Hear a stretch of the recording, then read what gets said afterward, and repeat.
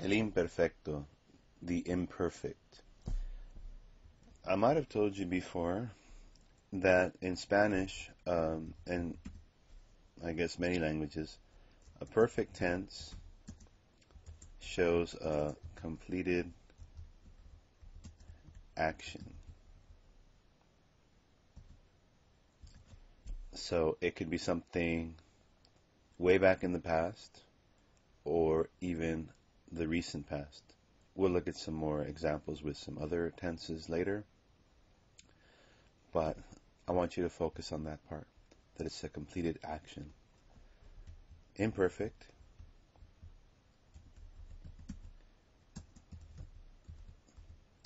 that's an action that is not or has not been completed. Okay, so maybe it has been completed, but we don't see the completion of that action. So you might think, wait a minute, it's in the past, so it must be done. But in the description that we have at hand, that we can see when we read it, or that we can hear when someone's speaking, we don't get the end result. We just happen to know it's in the past, and for all we know, it could continue forever. Maybe not, but it could. So repeated actions are usually expressed with used to or would. Okay, and it's not always really an action. Sometimes it is a description, but it's imperfect for the reason that it could be something that's not completed. Cuando Pepe vivía en la playa, nadaba en el mar todas las mañanas. When Pepe used to live on the beach, he would swim in the ocean every morning. Used to would be the best translation there.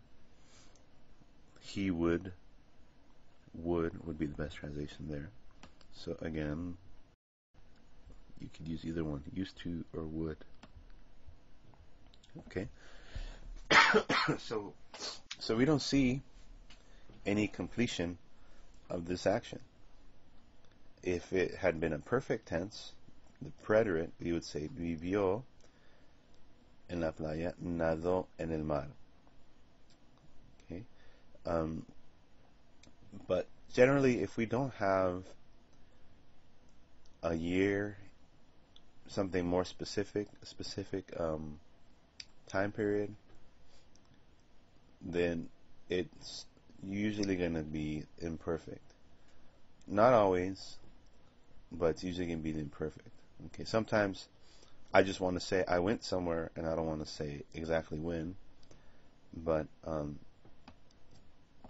if we do leave out the time and something like this, cuando is also very often imperfect.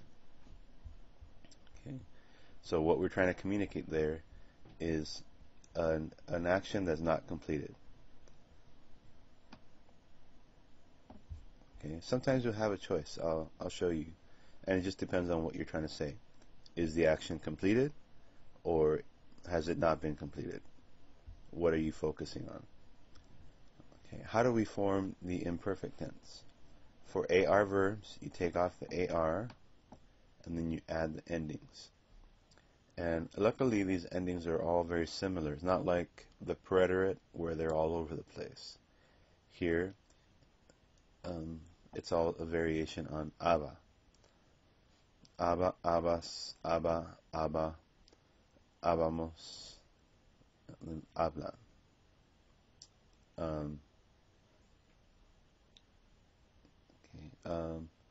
Actually, there's that's avan. There's a mistake here. There's an extra L for some reason. Okay, so actually these, of course, should be the same. These should be the same. And then over here, did you notice that yo and the third person are the same? Let me write these down. I don't want you to get confused about these. Okay. Yo hablaba. Tú hablabas. Él. This is going to be él, ella, él, usted. Okay. I don't want to put two like the book has. Nosotros hablábamos. Ellos, ellas, ustedes hablaban. Okay, so there's no extra L like right there. And you look at yo and él, ella, usted. Okay, it might be hard to remember that this is not O. Okay, this is going to end with A. And for whatever reason, this looks the same as this. Okay, and then for the other ones, as usual, tú has an S. Okay, nosotros has mos at the end. Ellos, ustedes has an N at the end. Okay, and then all of them are variations on aba. You should have, for AR verbs, aba everywhere.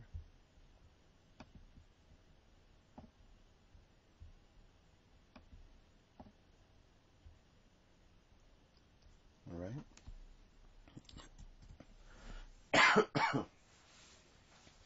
For ER, IR verbs, the endings are pretty simple too. Okay, and ER, IR, they actually share the same ending. And it's all a variation on ia. Just like this was a variation on aba, now you have ia, ias, ia, iamos, ian. This one has S, this one has mos, this one has N. Okay, and just like the other form, yo, él, ella, usted, okay, are the same. And oh my gosh, I noticed another error here. Okay, this is wrong. That N should not be there. Okay, these should be the same. So somebody fell asleep right here. I'm not sure what's going on this page, but this is how it should look again. Okay, that's gonna be red if I don't change it. All right. Yo comía. Tú comías. Okay,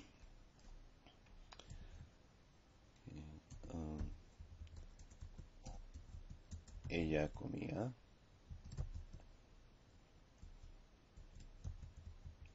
Nosotros comíamos. Ellos, ellas, ustedes comían. All right, so they all have ia. Remember that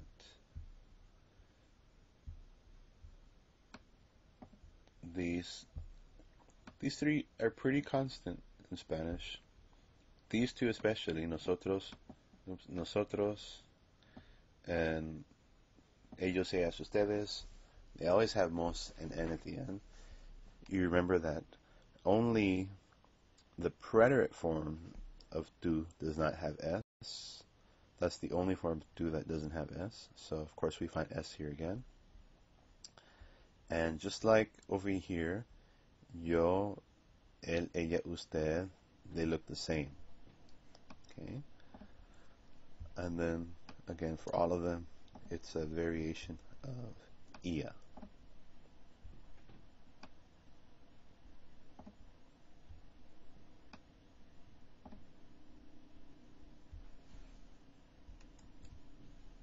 Okay. There are only 3 irregular verbs in the imperfect: ir, ser, and ver.